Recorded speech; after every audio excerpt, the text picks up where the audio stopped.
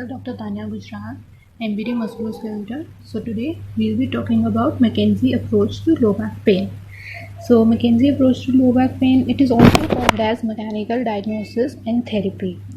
So what led McKenzie to think about this approach?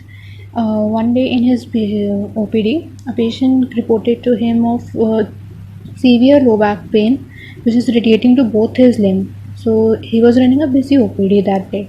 He just asked the patient to wait for him till the time he returned back. So patient just lie down on a bed. The picture which you can see, he just lie down in prone position in a hyperextended position. McKenzie has not told him to lie down in this position. So when McKenzie returned after 5 to 10 minutes, the patient reported completely relief from his back pain.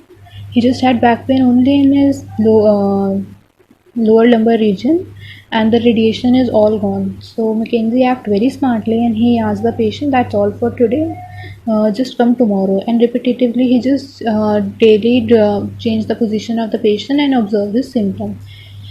So this experiment motivated McKenzie to think of what causes the patient pain relief.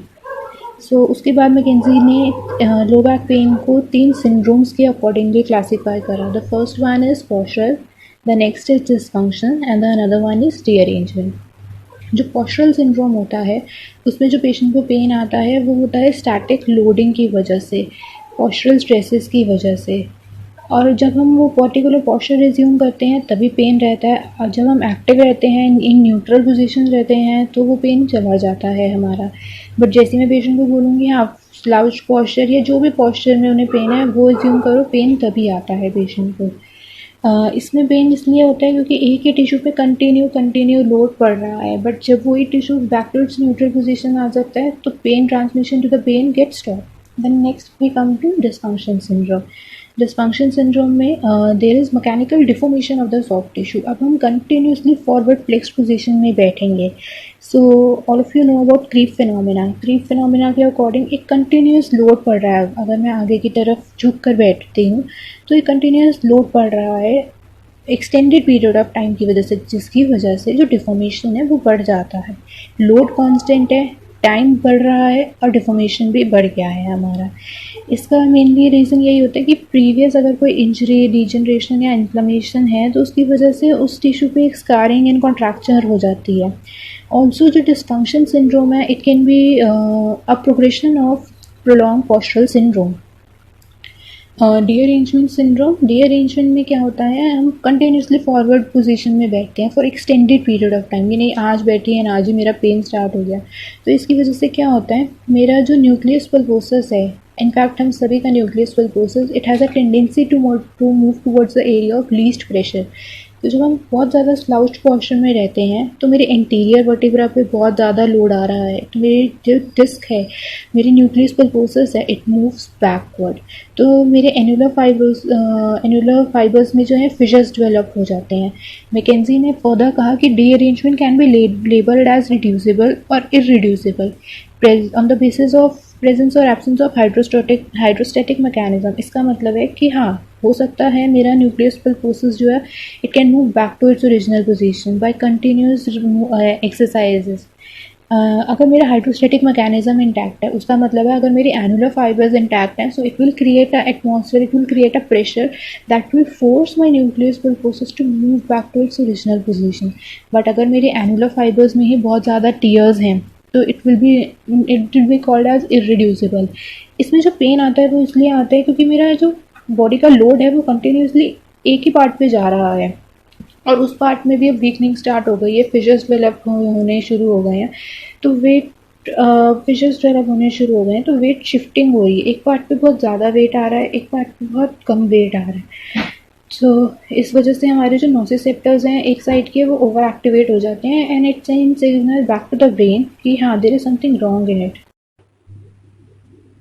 So we were talking about the rearrangement कि इसमें कुछ हमारे soft tissue का rearrangement हो जाता है, जिसकी वजह से स्पाइन अपने आप एडजस्टमेंट करने की कोशिश करती है कि एक तरफ वेट ज़्यादा आ रहा है, एंटीरियरली वेट बहुत ज़्यादा जा रहा है, तो फिर जो है बॉडी कॉम्पनसेट करती है उसके लिए, तो वेट शिफ्ट होता है आउटर लेमाइला पे, उसकी वजह से हमारे एनुलर फाइब्रोसिस पे फिशर्स डेवलप हो जाते हैं। Now we come to the examination. Postural syndrome का करेक्टरिस्टिक फीचर है कि इसमें पेशेंट को कोई पेन नहीं होता when he is very active, he is doing all his daily course. But हाँ, जैसे ही हम पेशेंट को उस पर्टिकुलर पॉस्चर में आने को बोलेंगे तो he will have a pain. ये हमें कैसे पता चलेगा? रिपीटेटिव मूवमेंट टेस्टिंग के थ्रू। Repetitive movement testing is a core feature of mechanical diagnosis in therapy. Then next we come to dysfunction. Dysfunction में क्या है? मैं अगर कोई वो पर्टिकुलर पॉस्चर को एज्यूम कर रही हूँ तो मेरा पेन जो है एंड रेंज में आएगा, क्योंकि मैकेनिकल डिफॉर्मेशन मेरे उस एंड रेंज में ही इतना ज़्यादा डिफॉर्मेशन होगा कि जिसकी वजह से पेन आएगा मेरे बॉडी में। एंड इट उसी एक वजह से पेन मेरी बॉडी में आएगा मैकेनिकल डिफॉर्मेशन में। एंड डिस्फंक्शन में जो नेम होता है दैट इज़ अकॉर्डिंग कि हमें कैसे पता चलेगा कि कौन सा डिस्फंक्शन है। अगर जो चीज़ लिमिटेड है उसी के accordingly we'll name the dysfunction. For example, if flexion is limited, we'll call it as flexion dysfunction. And if extension is limited, we'll call it as extension dysfunction. अगर किसी पेशेंट को flexion dysfunction है, then we'll make him do the exercises like knee to chest, step standing, forward flexion, trunk flexion, all these exercises. Then next come to the examination of dearrangement. डीअरेंजमेंट में क्या होता है हमारा कि suppose patient को हमेशा वो बोलता है कि एक पर्टिकुलर डायरेक्शन में मुझे पेन है एट एक पर्टिकुलर डायरेक्शन में मुझे पेन नहीं है। So this gives a signal कि हाँ, this is a derangement syndrome.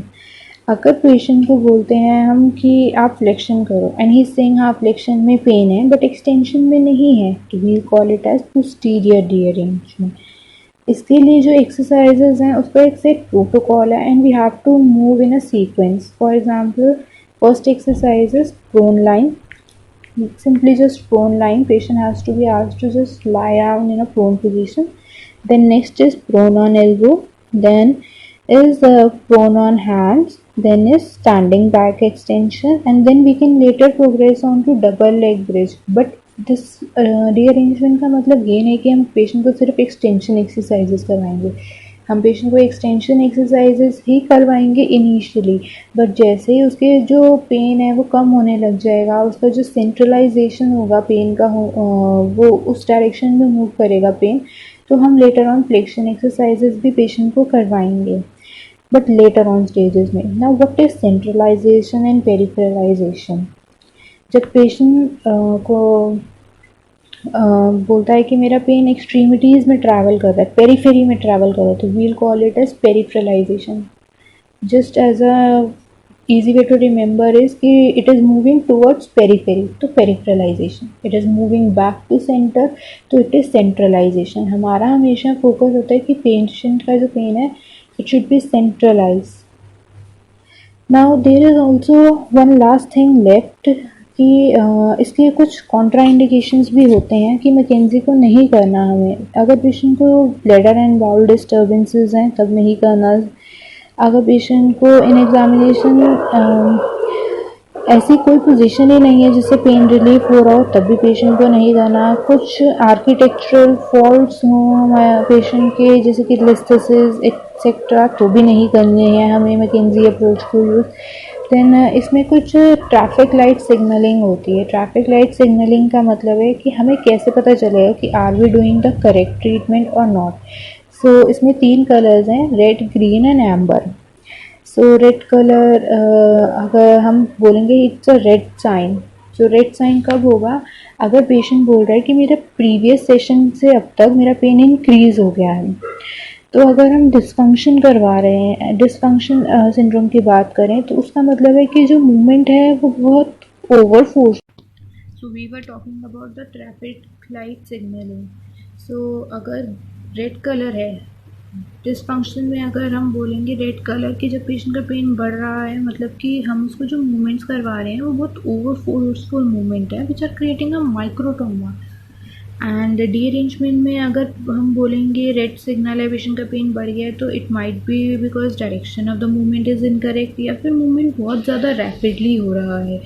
Green colour, next we come to green colour. Sir green colour का मतलब है कि पेशेंट का पेन या तो कम हुआ है या बिल्कुल ही चला गया है। तो इसका मतलब ये है इन बोथ डिसफंक्शन एंड रीअरेंजमेंट कि जो हमारा direction and force of the movement है that is correct, you just have to stick to that only.